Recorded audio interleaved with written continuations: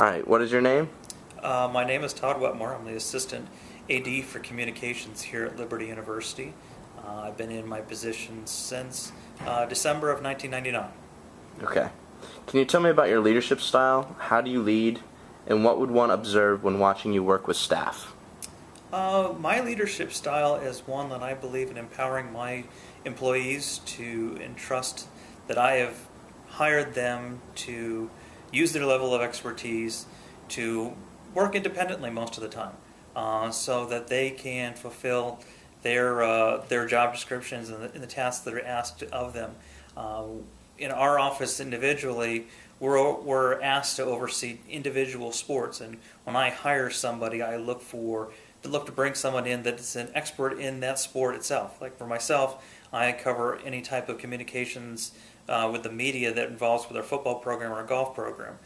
That's where my level of expertise is in covering football and golf. Now, when I hire somebody that needs to cover our baseball program, I'm looking for someone that's experienced in that area itself, or tennis, or field hockey, whatever position it may be in. So I'm looking to hire somebody that's an expert in their field, so that I don't have to, be over somebody's shoulder every day, kind of looking for what they're doing, and kind of entrust that their level of expertise will certainly help them, guide them sometimes along the way.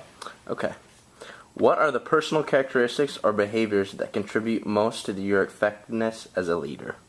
I would have to say the things that affect, let me try that again. I would have to say, the things that affect my leadership style are the things that I've observed from others. Whether it's people that trained me to do what I do right now, or those that are above me in positions of leadership, either even here in the athletic department or even at the university. I'm one that watches a lot of different people, watches how people lead other groups, and try to learn from them as much as I possibly can. Okay. Who and or what has contributed to your development as a leader? And what was it about this person or experience that impacted your development? I think one of the most unique and interesting things about my position is that I have the opportunity to travel with our athletic programs, which means most people never really get outside of their organization, never really see what other people are doing in their fields. Because I have the opportunity to travel with the different programs, I get to travel to some of the top collegiate institutions in the country. And I get to observe how those leaders of those programs oversee their departments. So when I'm on the road and I'm traveling with our football program or golf program, or even when I get a chance to travel with some of those other unique programs, I'm out there, when I walk in for a game day, I'm taking notes. I'm looking, how is so-and-so running their organization? The press area is the biggest thing for us. So I'm looking how they're running their press box, how they're doing post-game interviews, how they're interacting with their coaches. You can learn some good things, you learn some bad things, so you're certainly taking notes every place that I go, and it's something that not everybody gets a chance to do. A lot of people get stuck in their place, and they never really see how other people lead, and I try to take advantage of that as much as I can. Very cool. All right. Have you had to develop a shared vision when there had been no vision or differing visions? Can you describe that experience? I think that's one of the best things about working at the Liberty University is that we've always had the same vision. The vision now is, as one of our mottos is right now, is training champions for Christ, and that vision has really never changed here at the university. We've gone through several different leaders throughout the years. Dr. Falwell was here for many years. Now that he has passed away, and we are in different type of leadership. People lead differently, but the vision has never changed. So our goals have never changed. So our strategies have remained the same over the years. Okay. Can you describe your most significant challenge as a leader? I think one of my more significant challenges is leading different types of people. I'm over 5 different people in my office on a full-time basis, and then several student workers as well. Each one of them requires a different level of leadership. Some are more independent, some require much more supervision. And learning to interact with those different people, learning how you have to tailor your leadership style so that it meets that individual's need. You don't want to be overbearing on somebody that's an independent worker, because then at that point in time they think you don't trust what they're doing. Now, on the flip side, when you have somebody that needs more supervision and you're not there for them, they feel that they're being overlooked and not a valuable member of your organization. So you've got to be able to learn the individuals that are underneath you and adapt your different leadership styles. How do you tell someone he or she is not doing a good job?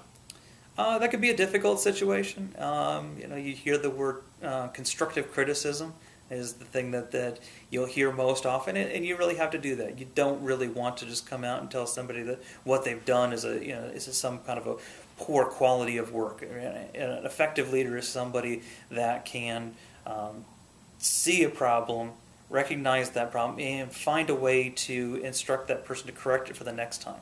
A lot of what we do in our business is repetition. So a lot of things that we do year in and year out. So if somebody's putting out some type of an annual publication, we'll take a review of it. So then the next year that they do that type of similar type of work, they know where their downfall was, something that might have been lagging, and that they can certainly, look to improve upon that.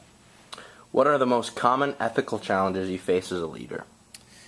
In our line of work, we don't have a whole lot of ethical issues that pop up.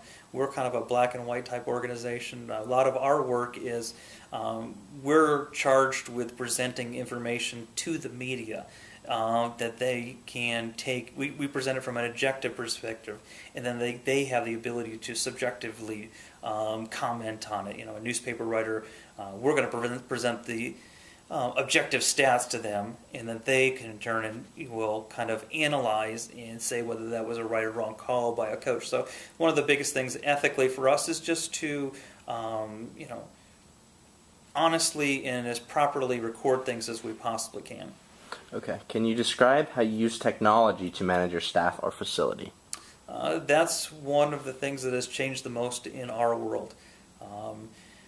15, 20 years ago, most of what we did was still on a typewriter, on a notepad, on pieces of paper. Computers and technology have greatly changed everything that we do. Everything that we do is now computerized.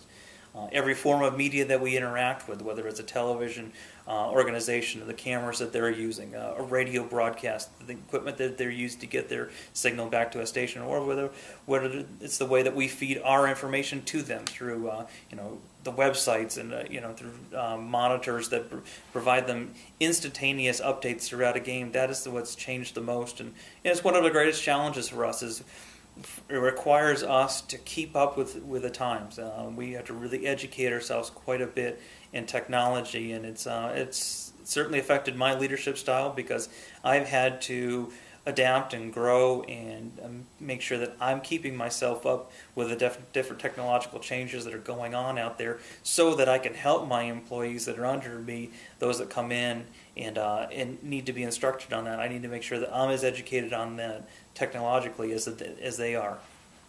Finally, how do you go about creating a nurturing, a safe, and supportive, and encouraging work environment? Certainly that's important, to make sure that your employees know that you care about their work. I think the number one thing is just to spend some time with them. Make sure that you let them know that you are watching what they're doing, that you value what they're doing, that it's just not just busy work that you're just trying to assign to get through a day. A lot of the things that we do are can be very time sensitive, and a lot of times it requires a lot of extra hours. We are by no means are we a 9-to-5 business. Our average work week is 60 to 70 hours. During the football season, I'm working 80, 90 hours a week. And the flip side, my employees are doing the same thing. So, when they're in their different seasons. So I know that there's a lot of time demand on them. So just taking the time to make sure that they know that I value the extra time that they're putting into it. And when they're putting in an extra effort and putting in an extra, going above and beyond, making sure when I notice that, to make sure that I point that out to them and say that that I am observing this and trying to be as much of an observant leader as I possibly can. Todd Wetmore, thank you. No problem.